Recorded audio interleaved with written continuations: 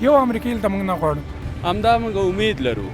امریکا خو نو ډیر غلط کار کړی دی. دغه افغانانو خپل پیسې دي، ده خو نه دي. دا زمونږ حق ده او موږ ته دا حق باید راکړي. امریکا خو ماته خوړلې ده، دا خو ټول جهان پوهیږي. در وطن ما ارژال خلاص. ما مقصر هستیم و تمام جنایت ها امریکا را میدانیم. ما افغانا بتانیم به سر پای خود سال شویم. چې افغانان ټول سره متحد سي. یه پول از ملت افغانستان است، از مردم افغانستان است. ډېر ښه اوسو چې ووتل هغون شیطانانو شهر نړۍ ته تللي شیطاني او برنکاري بل کار یې نه ده کړی. ما خیلی حس خوب داریم. پیسې خپل د افغانستان د ملت دي، دا باید خوشی کی. امروز مردم کلش گشنه است، مردم کلش بیکار است. په یو هیواد باندې په مستقیم ډول تعارض دی.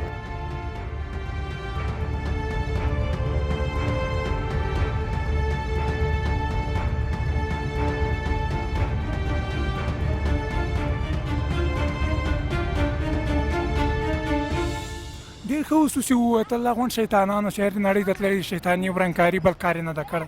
عراق یې ړنګ کړه، سوریه یې ړنګه کړه، غون اسلامي ملکونه یې ړنګ کړه. یو ځل بېرته واپس رانه شي، دا سفارت دی دا داندې ورواړی، پاکستان سفارت دې ورواړي، هغه هم دې د بچی ده. یو امریکایي دلته موږ نه غواړو. خپل هېوادوال دې راشي، خپل افغانیان دې راشي، افغانستان کې توقف کوي، خپل افغانیان دې غونډ راشي، په یو توقف ته سره ورسېږي، خپل هېواد دې جوړ کړي، خپل کور دې جوړ کړي. دوی د اروپا نورو ملکو ته نه تښتي، یو بل ته پسې یو بل پسې ځي، یو بل پسې تښتي، هغه چی ورکوي، هغه نه په ټیک تاک و فیسبوک کې ډوزي ولي. امروز پولای افغانستان، پولی که مربوط میشه به مردم افغانستان، پولی که مربوط میشه به دولت، به ملت افغانستان، او پول امروز امریکا میشماره که این پول البته گویا این پول از امارات اسلامی است یا این پول نه. خیر، این پول نه از دولت غنی بود، نه از جمهوریت بود، نه از امارات اسلامی است. این پول از ملت افغانستان است، از مردم افغانستان است. امروز جو بایدن این پول گرفته که پس یک بازار یک راج میکنه. ما این را خلاص گفته میتونیم که هر بدبختی که در افغانستان فعلا آمده و در طول 20 سال آمده، ما مقصر هستیم و تمام جنایت ها امریکا را میدانیم. امریکاست که همه بدبختی ها را در افغانستان جور کرده. د افغانستان خو الحمدلله آزاد ده، د اشغال نه خلاص ده. نو اوس موږ تاسو کولی شو چې افغانان ټول سره متحد سي او یو موټی سي او یو بل وزغمو. که امارت مسؤلین دي، مشران دي، مجاهدین دي، باید زمونږ دا نور ښاریان چې دي دا وزغمي. نو په همدې باندې موږ کولی شو چې پرمختګ وکړو. او خپلو منځو کې چې کله غونډونه سره راټول شي، پښتون ده که ازبک ده که تاجک ده که زوړ نظام ده که نوی نظام سره کښېني، یو نه دی جنګ د لارې د صلح لارې سره کښېني او یو توافق ته چې ورسېږي سره، نو افغانستان به یو مستقل هېواد شي. افغانستان په ټول لاسو باندې جوړیږي. باید خدای پاک دې ټولو ته همت ورکړي چې خدای پاک یې آباده کړي. د ټولو له هر قوم نه، د هر دغه نه باید یو ځای شي سره. اگر حکومت با ملت واټن داشته باشه و ملت با حکومت واټن داشته باشه، هرگز ما نمیتونیم. امروز که جهانیان افغانستان حکومت امارات اسلامی را به رسمیت نمیشناسه، اگر امارات اسلامی بتوانه که دل مردم افغانستان را به دست بیاره، از تمام اقشار قشر و جامعه افغانستان دل مردم را به دست بیاره، وقتی که مردم افغانستان امارات اسلامی را به رسمیت شناخت، ضرور و نیاز به هیچ قدرت و به هیچ کشوری نیست، هیچ نیاز به هیچ کشوری نیست که امارات اسلامی را به رسمیت بشناسه. امروز مردم کلش گشنه است، مردم کلش بیکار است، مردم در یک حالتی هستند که هر روز و هر لحظه می‌بینید که ثانیه به ثانیه مثل که در صرافی در سرای شاهزاده دلار ثانیه به ثانیه تغییر می‌خوره، اوضاع افغانستان هم تغییر می‌خوره. افغانستان مستقل یک کشور بسیار مستقل و کشور با اتحاد، یعنی بدون قوم پرستی، بدون تعصب و بدون از اینکه سمت و سوی را در نظر داشته باشیم، میتونیم یک افغانستان متحد داشته باشیم. افغانستان ته چې کومه ناټو راغلې وه، د څو هېوادونو په کومک باندې راغلې وه، نو دوی په افغانستان کې څه لاسته رانه وړل. نو الحمدلله اشغال ختم ده، موږ ډېر د خوشحالۍ احساس کوو، بلکې د افغانستان خلک د خوشحالۍ احساس کوي. به خاطر از اینکه افغانستان آزاد و درست کنیم، باید مکتبای دخترانه را اجازه بدیم، باید اقتصاد ما خوب روش کنه، جوانان را باید اجازه ندیم که خارج بره. اینمی استقلال افغانستان باید قوی داشته باشیم. این نیست که بعد دیگه نفرها به وطن ما، باید جوانا خودی ما دست به دست به هم بتین با وطن خود آباد کنیم.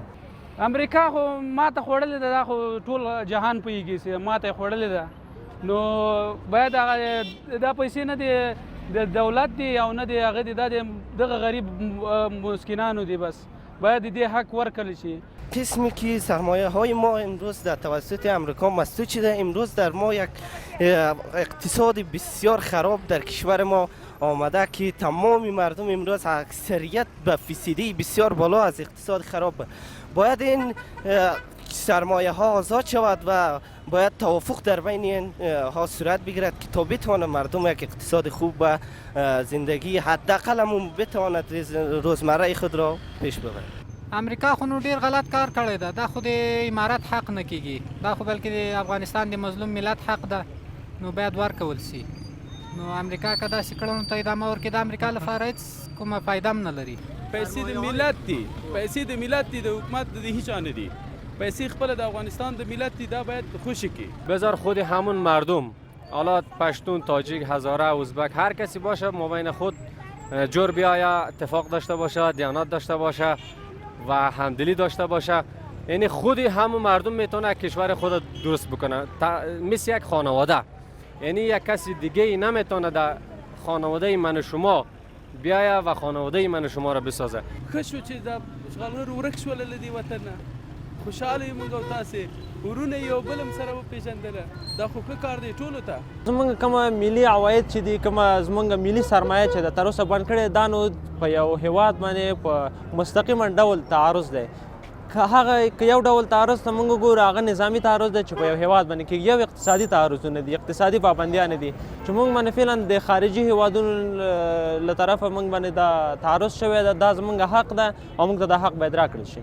اوس سرمایه ملی، سرمایه مردم است، سرمایه دیگه حکومت نیست که سرمایه حکومت باشه، سرمایه مردم است.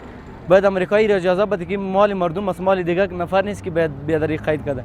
این مال مردم است. باید نه هم د سنبلې یا هغه خوارج چې موږ په تیر 100 ځلو کې دا مات کړي دي، که هغه انګلیس وو یا هغه خبر چې په دغه تیر یو قرن کې موږ د نړۍ درې لوی ابرقدرتونو ته ماته ورکړې ده.